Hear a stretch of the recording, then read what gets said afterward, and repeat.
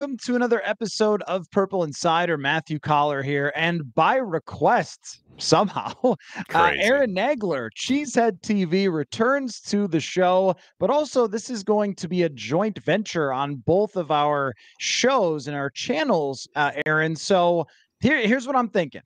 I'll ask you a question. You ask me a question. It We'll go sounds back like and that. forth. We'll It we'll sounds a we'll perfect joint interview volley this thing. back and forth, much like I expect we will see on Sunday afternoon at Lambeau Field. I like it. Okay, how about this? I'll just begin with got a little it's a quarterback controversy, I think, in Green Bay, All tearing right. the locker room apart.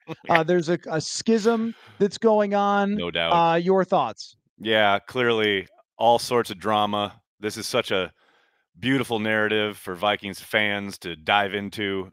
Obviously, there is no controversy. However, I think there's a lot of surprise outside of the building when it comes to the job Malik Willis has done keeping the ship afloat, so to speak, these last 2 weeks. Certainly, the way he's performed, probably outside and above everybody's expectations, other than the folks inside the locker room. I do think the guys love him, love playing for him. You've seen that over the course of the last 2 weeks. But there ain't a guy in there that doesn't want Jordan Love back out on the football field as their starting quarterback. Now, that said, we don't know. I mean, I know there have been media reports around Love's possible return for this game on Sunday, but I don't think that's a given. I don't think that's a done deal. I do think the Packers will give this the entire week. Obviously, want to keep the Vikings having to prepare for two different quarterbacks. But yeah, I think we're not going to know probably until Saturday, maybe even Sunday morning, if Jordan Love is good to go for this game. Okay, so don't call me a Malik Willis doubter because I No, would never want to be never. known as that. But given the situation, having to come in at the last minute and then the adjustment that Matt LaFleur has made, I mean, my observation is the same as Brian Flores's, which is, wow, what Yeah, a job. yeah. But I'll give you the haters angle over here in Minnesota, which Please would do. be uh, it's not exactly like you played the 85 Bears and the 2000 Ravens in these last two games, and the No Vikings doubt. have played tremendously good on defense. But what in your mind has Matt LaFleur done to elevate the offense around Malik Willis to get the most out of him, considering that he was asked to just show up here and play quarterback? Well, what's fascinating is to see the development and the kind of growth from the first start to the second start, not just in what he was asked to do, because clearly they did push the ball down the field a little bit more against Tennessee, but the way he's commanded the offense, all the intricacies at the line of scrimmage, even. But the run game itself has really obviously supported a quarterback who has a couple starts under his belt, didn't go very well a couple years ago. He looks absolutely like a completely different quarterback in LaFleur's system. And I do think the thing that's heartening if you're a Packers fan, probably maybe disheartening if you're a Vikings fan, is that the Packers have been able to run the ball these last 2 weeks, despite the entire stadium, including the opponents, knowing they're going to try and run the ball. And that has not only helped Malik, but I think it would obviously help Jordan Love coming back. Maybe you don't spread it out and ask him to throw it 40, 45 times a game. I do think that bodes well. But now that said, you're right. The quality of opponent, certainly not top tier. Although I will point out, just the week before, the Jets went into Tennessee and they struggled to just come back and win that game with Aaron Rodgers and company, who obviously looked like world beaters against the Pats last Thursday night. I mean, Malik Willis and that Packers offense, they marched up and down the field against that defense. It's not a bad defense, I don't think. I think obviously the team as a whole has performed poorly in Tennessee, especially the quarterback. But yeah, I don't. I buy the strength of opponent thing definitely. I think with the Vikings, certainly they have played amazingly well on the defensive side of the ball. I do point out though, and something I have talked about quite a bit this week. Um, the Vikings have essentially played 180 minutes of football and have not had a lead for a bit over 3 minutes of that.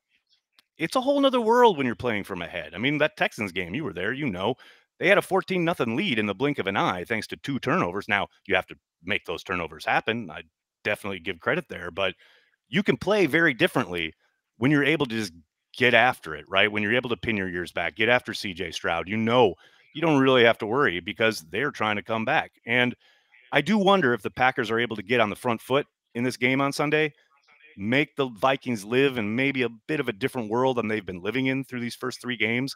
To me, that's a big key and probably something that Matt LaFleur tries to do, takes the opening call, coin toss, maybe other than deferring, which is what he usually does. Maybe this is a game where he takes the ball because he wants to get 7 on the board right away. And again, put the Vikings in a place where they haven't existed yet. No, I think you're absolutely correct. And when you talk about the biggest thing that the Green Bay Packers have done well, it's obviously run the football. And even though San Francisco ran effectively, they couldn't keep doing it because they Right. were down in the game. And with Houston, they ran a few times early and then they were down 2 scores, 3 scores, And and they're they're without having to Joe drop that back. Mixon. Like there's some context here, definitely. But I will Oh, yeah. say what one thing I did want to ask you about is Sam Darnold's kind of poise in the pocket and his ability. Now, again, it helps to be playing with a lead, but he seems to be playing very well even when pressured. And that's obviously something that bit of a bugaboo early in his career, certainly his first stop here in New York City. But man, he's looked very calm and very in command of an offense that, O'Connell, one of the better offensive minds in the league, no doubt about it. But man, I've been surprised. Has it surprised you? Because I don't think anyone was sitting here expecting through 3 weeks for Darnold to look as good as he has. I think I would go with it surprised me a little, but not blown away because I went to every training camp practice. And Right. as you saw it develop over the offseason, the thing we kept coming back to is he looks like he's throwing the ball on time. And that was the thing that they talked about over and over and over again was hit the back foot, let it go to number 18. And if you keep doing that over and over again, he will catch the football. Sometimes sports is not as complicated as we need to make it. Just Right. have just have Steph Curry shoot threes. Like figure out a way to do that. It's the same thing with Justin Jefferson. What a genius Steve Kerr was. He's like, you know what? You should actually do that more. Shoot, You're really shoot quite those good at threes. this. I was laughing about an article in baseball about how one of the innovations was they figured out to throw their best pitch more often. You're like, really? That seems pretty smart. What Mariano Rivera there knew it for a long time. What's great is somewhere in the sports stratosphere there is probably a consultant that got paid a lot of money to come up with that result. Like we've concluded after burning through your $100,000 consultant fee that your guys should be throwing their best pitch a lot more. Thanks, guys. Appreciate I need a raise after it. this great Right. innovation. But I Right. mean, truthfully though, Sam Darnold has thrown on time and aggressively to Justin Jefferson, and that's really going to get you about 75% of the way there. But you're right about some of the pocket movements that he's had when things have broken down, and this is the biggest concern though for this game against the Packers because that gentleman Kenny Clark has dominated the Vikings in ways that should have had him be arrested at some point. Last Truly. year, just ran over them once again. And I think the D line of the Green Bay Packers is right up there on the same level as anyone that they faced. But when they faced Dexter Lawrence interior pressure, he led the entire NFL for that week. And Garrett Bradbury's playing with an injury. Ed Ingram at right guard has really struggled. And so Darnold is going to continue to have to get the ball out quickly. And there's a little shades. This would be where my concern comes from. There's little shades of, oh, I can make a play here. I'm going to do something special. And you go, stop it. Stop it. You don't try to do that. But Right. this is where your point comes in. And I agree with you is if he gets behind, is he going to feel obligated to put the team on his shoulders? Because so far he's been able to say, all right, I'll get 5 yards from Aaron Jones. I'll check it down. I'll run a screen. I'll run a play action. If he gets taken out of that space, I do think, to your point, that things get a lot harder for him. Well, the Kenny Clark point is apt because I kind of jokingly yesterday when I saw that Bradbury was on the injury report, and I think he was a did not participate, if I remember right. But I kind of joked, yeah, he's got an ankle and anxiety from Kenny Clark coming up on the schedule, right? Now, I think any Packers fan will tell you who's watched these last 3 games, Kenny has not started on fire so far this year. If that's a scheme change or what he's being asked to do in particular is not kind of suited to his game, or at least what he's done over the course of his entire career, I can't really say. But I will say, if there is a place for Kenny to get right, it's at Lambeau Field against Bradbury. I mean, you know it. He has absolutely owned him his entire career. And yeah, playing on a bum ankle, I can't imagine that's going to make it any easier. I have to think Halfley will circle that. as far as matchups to try and take advantage of. And not just Kenny, but the entire D front, working some of the stunts we've seen that have been really effective. Some of the things they've done to try and free up Rashawn Gary and all the guys up front. But I do think a big key is going to be how Kenny Clark is able to get right, so to speak, against Bradbury, because I mean, I don't think they've played a game yet where Kenny hasn't made his life an utter hell. Oh, you're absolutely right. And you can go back and look at the PFF numbers and see all the pressures and all the grades and everything else. I mean, it's been pretty gnarly for Garrett Bradbury. It's just a guy that size, that speed, that technique is just overwhelming for him. I do think the Vikings tackles have played as well as anybody in the NFL. And this is where we have to adjust those PFF grades with our brain to say they Brian Right. Burns, they played Nick Bosa. You're not allowed to use your brain with those. You just have to yell Just about look at them. the numbers and yell about them. Yep. Yeah, That's how that the only That's way. how that works. I will say it's fascinating to me to go and back and watch the 2 games from last year. Obviously, the Vikings took it to the Packers really good in Lambeau, and then things kind of turned around on New Year's Eve. But it's funny to me to watch that New Year's Eve game and watch Preston Smith and how effective he was. Now, I don't know. Obviously, they were starting a backup quarterback and then went to their backup of a backup quarterback. That's going to affect timing and things like that. But man, it was surprising to see how effective Preston was in that game. And I'm wondering how much they try and get after that matchup early in this game to see. I mean, the young man's been paid. I know he's one of the best, like you're saying, he's one of the best tackles in the league. I don't think there's any doubt about that. But that's another matchup where the Packers, they've got some evidence to say, hey, man, you did really well against this guy last time we faced them. Maybe that's something the Packers try again, every obvious passing down to get a little bit of one-on-one action there and see if Preston can win again. Oh, and that's the thing. I mean, with any tackle, it's not like someone as good as Preston Smith or Rashawn Gary just gets taken out of the game entirely. And that's why the interior becomes so concerning because you're going to get it from Danielle Hunter and Will Anderson, who made a Right. difference against the Vikings last week. But if they don't have a guy who's at the nose tackle or 3 tech position that's getting in there all the time, you can step up in the pocket. And there were a few times Darnold did, whereas, okay, the rush is coming. I'm going to have to step up a little. But if there's nowhere to step up, and the other thing is, too, if he dominates him in the run game, and I really think that's super important for Sam Darnold to stay ahead of the sticks because O'Connell has played a little more LaFleur ball with play actions. And Yeah. I thought LaFleur truly was brilliant last year with Jordan Love in the play action game and the screen game. Well, there's been a little copycat league over here, I think, with Sam Darnold rather than just, hey, let's sit him back in the shotgun all day long. So they've played a little more Shanahan-y this season. Are the Packers going to let them actually do that? But I want to know. I mean, you brought up Halfley. For the last few years, I think that Kirk Cousins got so used to everything that Joe Barry was going to do Oh that man. he just knew every call before it was even called and was super comfortable no matter what was happening up front. Super. I mean, Now, that's underselling it probably. I'm my one of my guys, Billy and I were talking on the radio the other day. I mean, Packers fans have probably wiped it from their mind, but prior to Cousins going down in that game at Lambeau last year, he was absolutely taking the Packers apart. Like there was nothing they could do to stop him. So I agree. I think the Barry switch is long overdue if you're a Packers fan. I'm fascinated to see how Halfley approaches this one because you saw him kind of release the hounds on Will Levis in the second half this last Sunday. Now he's got a big lead there, and in the past with Joe Barry, it was very much we've got a lead. We're going to sit back, we're going to tackle, and we're going to limit big plays, even though that didn't really even work. But that was the mindset, right? With Halfley, this is our first instance of seeing, okay, I've got a big lead, and I've got a young, struggling quarterback. I'm going to get after him. I do wonder if not a similar approach, but again, it comes back to the fact that the Vikings have led for most of this season. If the Packers can get a lead, does Halfley follow that kind of path? Does he try and get after Darnold a little bit more than maybe his predecessor did? so how different is it? I mean, I know Barry was just sitting back, and we saw this from Ed Donatel. So there was Oh, Spider-Man meme there, I love but that we just both have had to deal with Ed Donatel in our lives. That's amazing.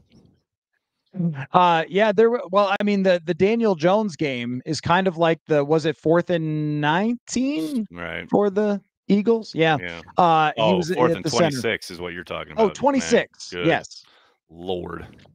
Yeah, at 4th and Donatel. 26. Amazing. But Daniel Jones did make a lot of money, so that's good for him. But as True. just, I mean, as far as schematically, like, what is the biggest difference? I mean, eyes on the quarterback and defensive backs in the box. Those are the two biggest things. No matter what you're calling, as far as you end up in cover 3 or a cover 2 or a cover 4, it hasn't really, it hasn't really mattered. It's about pre-snap, giving you one look, maybe dropping into something else, creating a little bit of doubt in the quarterback's mind. But the vision to the quarterback is entirely different. Look no further than Jair Alexander's first pick 6 of his entire career last week. Again, eyes on the quarterback. It's a vision-based system. It's something they haven't done a lot of in Green Bay in any of the recent past coordinators, whether it's been Barry or Pettin or whoever. It has allowed them to break on the ball a lot better, and you don't have to look much further than the fact that they had 7 interceptions all last year. They have, I believe, 6 now through 3 games. So it is a very different approach. And again, the bodies in the box is a big change too, as far as dropping not just safeties, but maybe nickel corners, maybe bringing in an extra linebacker for a true 4-3 look. But they have been a lot more populated. Now, how much of that do we see this week with Justin Jefferson on the outside? That's a different story. I do think maybe we see a bit more too high kind of in general this week for that very reason. And I do, I can't believe we've gone this long. We haven't talked about, really, we've mentioned him twice, but Aaron Jones. And if you're the Green Bay Packers and you are worried about Justin Jefferson, there's zero doubt about it. But man, you cannot let Aaron Jones get going. I mean, he has looked so good through these first 3 weeks for Minnesota. And the way they've utilized him in the passing game, like we've seen him be utilized by LaFleur in that way. But man, he has picked up right where he left off at the end of last year when he was just ripping off 100-yard games, adding stuff in the air. And his pass protection is on point. I mean, this is a guy who he's going to be, to me, and I've had some people push back on this, but I think he is the whole key to this game for the Vikings on offense, because I don't see the Packers having a singular answer for him. I think he's got to be the focal point, and that leaves you maybe a little exposed with Jefferson on the outside. But man, Jones can hurt you in so many different ways. I have to think he's job number 1 for this Packers defense. Right. It's not just Jones and his effectiveness with runs and everything else. It's really also worrying about Jones, because then that's where everything starts to play off of it, and you can get receivers more open. I mean, this Yeah. is Shanahan style football, right? But he especially is frightening because when he gets any space, he's getting 5 Oh, more yards after doesn't take him contact. much. Right. I mean, his Absolutely. his acceleration, his quickness, all of it is still His very much ability to there. But get skinny. There's so many times where he's got apparently nothing in front of him blocking wise, and all of a sudden he's got a 4 or 5 yard gain because he's able to find the smallest crease and flip through it and pick you up a positive gain, usually on first down, where now you're not behind the sticks anymore. You're right on schedule. So he's invaluable in that regard, and that's what I mean when I say to me he's the key. I absolutely agree. There was Wes Phillips, Vikings offensive coordinator, pointed out a 4-yard carry that he said was maybe the most impressive of the day against the Texans, because it should have been a 2-yard loss, and he Yep. found a way to get positive yards. I want to know from you, though, about Aaron Jones, your perspective on him, because I have had now 3 weeks of watching him up close, and all those weeks of watching him murder the Vikings. With Right. Kenny Clark on the offensive side, Right. averaged like 6 yards a carry against the Vikings in his career, so now doing it over here. But when you ask people about Aaron Jones, they like get choked up talking about him, coaches, teammates, everybody else. I want the Green Bay perspective on him. Why is that? I mean, he is just the most authentic person you'll ever meet. I covered him for a long time, got to meet him several times, know him probably about as well as anybody I've ever covered, just as a man. He represented the organization the best possible way each and every moment he was in public, not just as a football player, but as a person.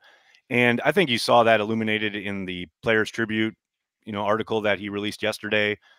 And that line at the end about, I don't have a G on my helmet, but it's always in my heart. I mean, the man carries kind of the ideals and the principles that you want from your professional athletes. And I'm not even just talking about the Packers specifically here, just as a professional athlete.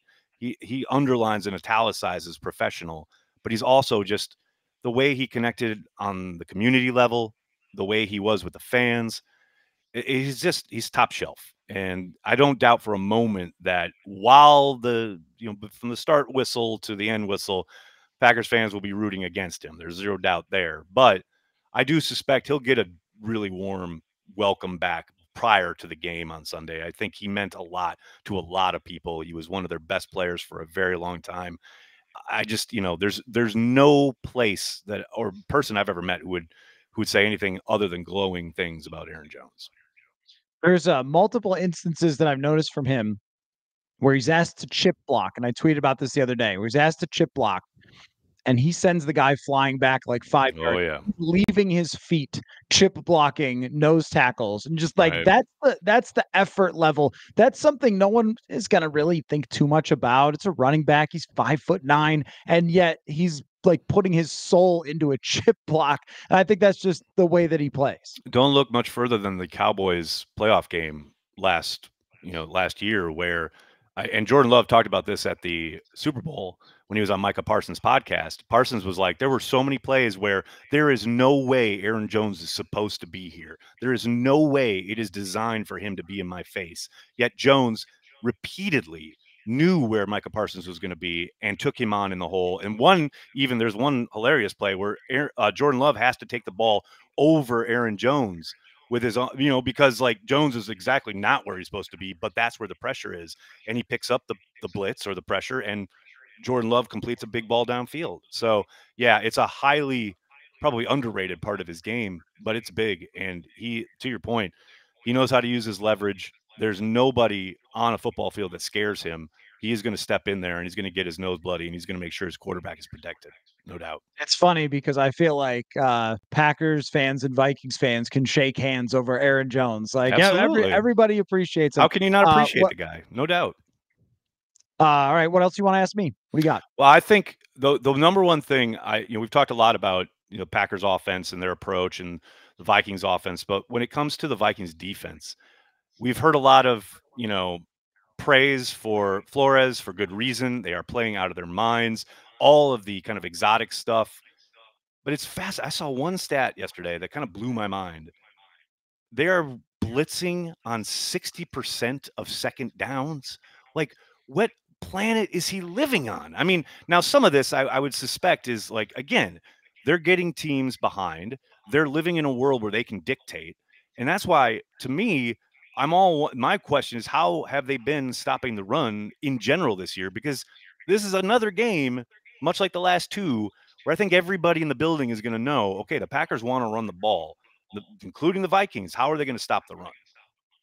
Yeah, I'll let you know when I see them have to do it. I mean, that's really been the remarkable thing about I mean, they get down 3-0 to the Giants because they fumble on the opening Right. sequence and then are never down again in that game. And you talk about blitzing on second down, but when the other team's down 21, you're blitzing You can just whenever go. Exactly. right? And CJ Stroud, the thing is the crowd noise was so much for CJ Stroud last week. He had never been here before and they let's just send everything. Flores right? had him in hell, man. I mean, he's a good young quarterback, but he had no idea what was coming for him on that afternoon. There's zero doubt about that. Right, exactly. So they're not going to be able to do it the same way against Green Bay. And obviously, the fact that Green Bay can run so effectively, you can't just be sending blitzes and blitzes and blitzes all the time. So it's going to dictate that. But if there's one concern, I think it is how they're going to stop the run. The big addition this year, which has not been talked about at all, nor would you expect it to be, is Jerry Tillery on the inside. But draft nicks remember him as a first-round pick that hasn't worked out. But Right. he's sort of developed himself into a nice role. And what you see them doing a lot is 5-man fronts. So you'll have Tillery, Harrison Phillips, Jonathan Bullard, and all of these guys are not household names, but they're all run stuffers. And they're big, giant dudes. And I think that allows Jonathan Grenard and Andrew Van Ginkel to kind of cook on the outside and Right. line up way wide. It's that old wide 9 thing where they're like and way Ginkel, former outside. Badger, making a name. He has a sack every game, doesn't he? He does. And honestly, he is a fascinating player to watch because he lines up in so many different places, does so many different things, and he's so bendy and fluid as an athlete. He has just been a complete game changer for this defense. So he's going to play physically, but the concern a little bit is at the linebacker position. Ivan Pace has been banged up. Kamu Grugier-Hill is even banged up, and he's not a guy that you really want out there for 60 or 70 snaps in a backyard brawl because he's an undersized type of linebacker, and even Cashman is not the biggest run stuffing guy. I do think that is the biggest concern. And when you can catch a team being a little over aggressive and, they like to drop people back and things like that, if they do catch them that way, I think that the Packers can run effectively against this defense. Yeah, I'm wondering how much they employ Harrison Smith down in the box in this game. I mean, I know he moves all over, obviously, but I think he's a big component for Flores this week. I would suspect anyway, and maybe that makes it the fact that he won't do that because maybe that is what's expected. But I do. I mean, look, you watch him play, and it's like he's been in the league for like 100 years, and he looks as fresh as ever. Now it's early in the season, I get it, but man, he is playing lights out ball still this deep into his career. I mean, what a chess piece! And I do suspect, yeah, if you're sitting at and watching what the Packers have done the last 2 weeks, you're going to need bodies in the box. And even if it is Jordan Love out there, I think the Packers are going to be committed to the run. It is about how can you generate those few shot plays that we've seen, even with Malik Willis in there. Can you be judicious with them and find moments where maybe the Vikings are having to overcommit to the run game a little bit, just because the Packers, I suspect, will be somewhat effective on the ground. Yeah, and I wonder about just if there's any personnel tweaks that get made out of concern about the run game, if there are players that end up in the game a little bit more. They have a guy named Taki Taimani who is a hulking human being. He's not quite Gilbert Brown, but he's kind of like that. Few people are. Exactly. In terms of the pass game for the Packers, though, before the season, I saw all of you green nerds talking about how it's okay not to have a number one wide receiver. Who would want that? Which, of course, the franchise. Wait a second. Nobody said that's who what would you were want saying. that. We all said they don't have a number one and they don't need one. Not okay. Who would want that. I mean, we had right. Devontae Adams for a real long time. That was okay. I enjoyed it. But now there's no need to force a guy into being the number one when you got a bunch of guys who are really talented and can all get open and all kill you at any given moment. I like both. It's fine. Fair enough. Maybe I misframed that slightly to make fun of you. It's possible. No, never once. But I was sort of laughing at like, who needs Devontae Adams? I mean, but I think you do have one. And I think his name is Jaden Reed. And I thought that last year when he played against the Vikings. So it was no number one wide receiver like a fox. I think he's the guy. Am I right? Production-wise so far, yeah, they've certainly wanted to get the ball in his hands any which way they can, right? And it hasn't just been through the passing game. They've even handed it off a couple times. They've thrown screens, things like that.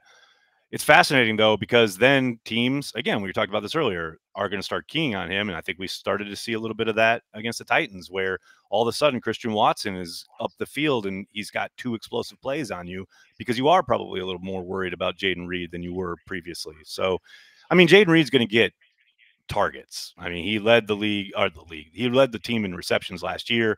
I don't see that slowing down this year. He can be utilized in all sorts of different ways. From a lot of the work he does is from the slot, but they can also line him as a traditional perimeter wide receiver, and we've seen him work from the backfield. And of course, they use him all over the map as a motion guy and get the ball in his hands off that motion. And then here's the other thing. And then all of a sudden you're like, okay, here he comes. And then he releases out and he blocks like he did on Malik Willis's touchdown on the opening drive last week. He's all over the place. He's a consummate, pretty complete football player. And, is he the quote number one?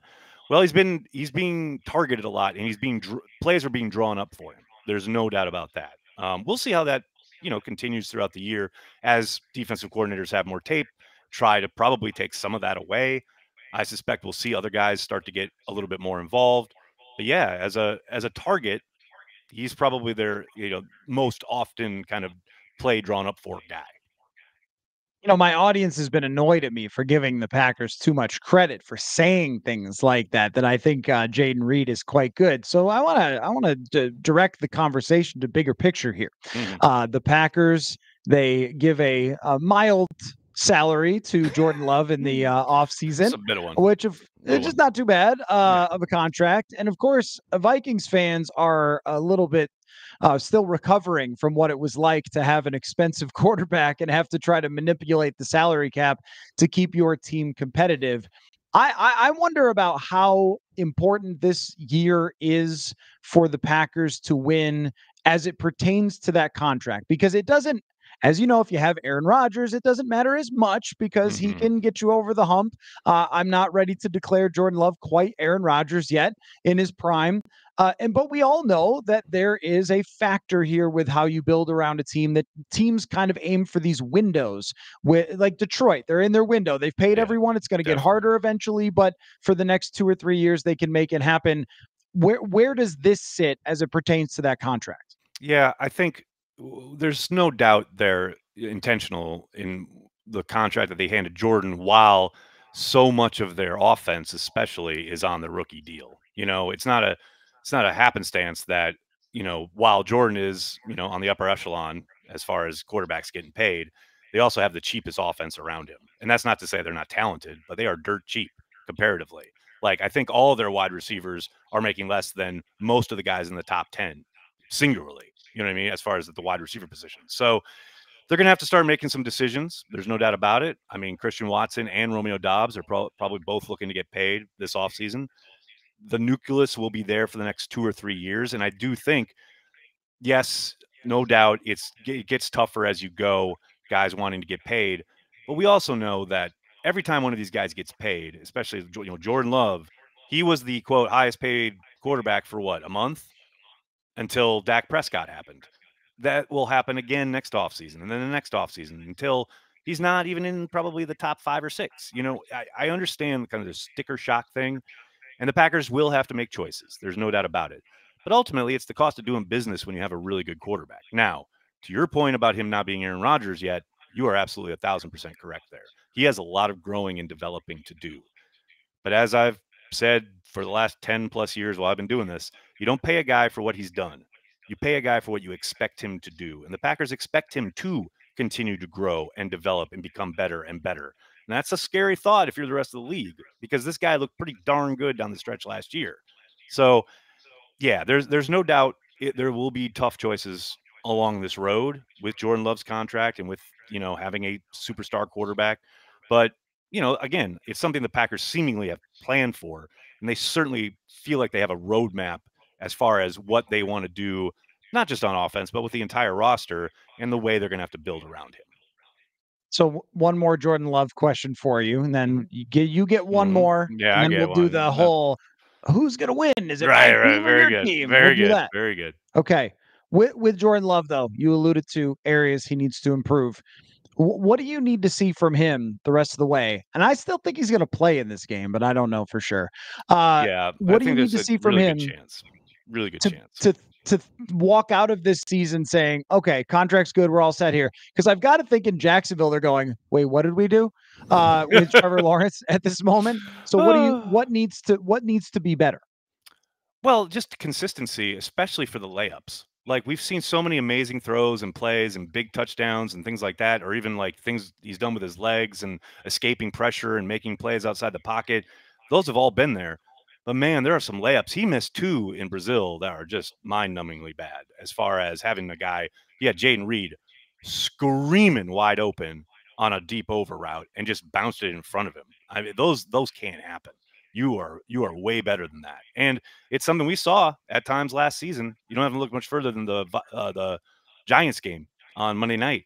He starts that game really poorly, and now he eases into it and he gets hot late. It's not quite enough to win it, but those are the things where, and Aaron Rodgers used to talk about this all the time, talking about young quarterbacks. It is about finding that consistency and finding, your greatness, as far as if you are going to be a great quarterback, it's doing all of those things on a consistent basis, because, a lot of these guys have all sorts of talent and they can make wow plays, but okay, you're not asking him to do wow plays consistently. I'm asking you to play quarterback consistently, down in, down out, week in, week out, season in, season out. And Jordan's just at the start of his journey. It feels weird because we've been talking about him since 2020 when he was drafted, but he sat obviously for years. And now he is just starting on that journey. So I do think there'll be some impatience. I've already seen grumbling from Packers fans about his performance in Brazil, even though I would go back to that game and point out some 3 or 4 amazing plays he has. But yeah, it's about finding consistency. That more than anything else is the number one thing he needs to kind of find, improve on, whatever you want to call it. That's where he's going to start separating himself and become truly great. And there's a ways to go.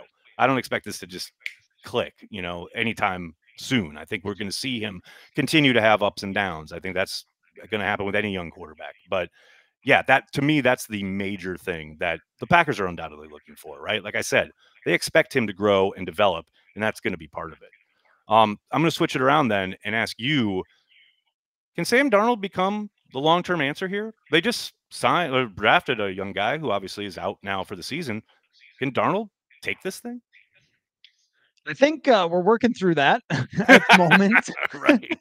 I mean, it's a legit question, right? As well as he's played these first 3 weeks, and I understand it's a long season, but he looks good. He looks like a fit. I don't The know. thing about Sam Darnold is, if He's was Sam coached Darnold. by No, Matt, I'm kidding. but if he was coached by Matt LaFleur with Jaden Reed and a run game and all those Right. things from the outset of his career, I think you might be talking about him having $50 million right now in his pocket, Right. because we've seen all the talent that's there. It's very unusual that you pick up a guy who has failed in other places and he makes you think that's even possible because he has the arm and he has the scrambling ability and the physical skill set to do it. Normally, it's someone like Ryan Fitzpatrick where you're like, everyone loves him, but like, who's the next guy? But he's always going to It's come up short. Yeah. No right. doubt. That's not what this is, which does add a layer of intrigue to it. And I think that as the season goes on, we'll get clearer and clearer on that. Like, was this just a hot start and then it's going to be a roller coaster? I don't expect him to be bad, but I think that there will be some down moments, some 3 interception games where we'll go, oh, yeah, okay, well, this is the reason. But if it stacks and stacks and stacks, and we get to the end of the year and it's Vikings at the top of the NFC North, and Packers fans are going, how did they do it? This is just like Randall Cunningham. Oh, Um, God. Don't remind well, me. Jeez yeah, I Louise. mean, if that's the case, I mean, if this team it looks like a legitimate Super Bowl contender, then you have to have that conversation of what do you do? And actually, you could look at with the Packers, where I think they expected to move on from Rodgers. Then he went and won MVP, and you're like, well, maybe what Now, Jordan hold Love, on a just second. wait, right? Yeah, Right. but Right. they were very much sold on McCarthy, and so was I during training camp and preseason. I did not expect him to grow as much. His leadership capabilities are there, but I mean, you're still talking about if they are to win, and this is going crazy down the Way, road. way down the If they road. win, Yeah. but if they win 13 games or something, how can you say, all right, well, thanks for the memory, Sam, and now on to someone who's never done anything? Like that's Yeah, a hard thing to do. right. So that conversation may be around the corner, but I'm not anywhere near it yet. Okay, I have one other less big picture question, way more about this game on Sunday. Is Jordan Addison going to go? Because I see that he's dealing with the injury and he's limited at practice. I mean, the last couple times these two teams have faced off, I don't think, if I remember right, they haven't had both Jefferson and Addison on the field for the last two games that they've played. Very, very possible. I mean, Kevin O'Connell's been really positive about his chances of playing, and I mean, he could be just sandbagging here by Right. having him An limited. NFL coach? No. Get out of town. Well, not and not that the Packers would do this with Jordan Love's No, status never at once. all. No, No sir. Absolutely not. gamesmanship between squadrons. I don't think Surely so. jest. But I think that he will. He's had this injury before, and it's usually 3 to 4 weeks where he comes back. But the fact that Jalen Naylor has emerged as a key receiver for them and is a route runner and is a ball tracker, and they've been able to use him down the field, it's really mitigated the effect of Jordan Addison being out. But if I were to guess, I think you're going to face the closest the Vikings have been to being healthy here since the first couple of quarters in New York. And then, of course, also Johnny Munt is becoming a fantasy because he's scored a touchdown last week, a fantasy Love it. pickup Right. now from week to week. So watch out. Madman Munt. Anybody who knows that reference, I'm very impressed. But okay, let's get down to brass tacks. I don't really give predictions, but I will say this: if the Packers get out to an early lead, they win the game. That's to me the whole key about this. We've talked about it a lot. Is playing with a lead is a very different world. Whoever gets that kind of 2-score lead, I think is going to eat. And I hope being in Lambeau that plays into the Packers' possibilities here. But I don't discount the Vikings' ability to come into Lambeau and take one, much like they did last year, and have several times in their recent past, right? But I do think that's a world they haven't lived in yet. And if the Packers can get them there, I think they can win the game. And I think that if the interior of the D line does not destroy the Minnesota Vikings, that the Vikings have a good chance here. And I also think that if it is Jordan Love, that getting him to test that knee, trying to throw kind of kitchen sink at him early in Right. the game and just say, are you ready? Are you comfortable with people flying at you here? Because that's what they're going to be able to do. That's where you get an early turnover or something else like that. But how about this game? I'm driving down there. I'm gonna look at the fall leaves changing. It's gonna be like 75 degrees. This is not Lambeau. It's gonna be a pleasant drive, but this is what I asked for. Nah, I just wish that we could have this game a little later in the season. A little bring those dome merchants to a cold weather environment. But it's still Lambeau. It's still going to be hopping, and the fact that it's the gold package crowd, the Milwaukee crowd, going to be in the house. I expect a lot of Vikings fans to be there too. Unfortunately, Uh, I do as well, as there always are. So it'll be a super fun game, and I really appreciate coming on Cheesehead TV because I know you folks like to keep an eye on it's what crazy. they're doing over there. Matthew, when you sent me the message with the person saying, "Are you going to have Nagler on?" You could have knocked me over with a feather. The fact that you guys keep wanting to hear from me is amazing, and I appreciate it. And Matthew, I appreciate you for reaching out and for having this convo. Thanks so much, man. 100%. You do a great job, and I'm really, really glad we could get together. So best to you, and we will talk again. I guess in December then. Nagler. December it'll be. Looking forward to it. Thanks a lot, man. All right, sounds good.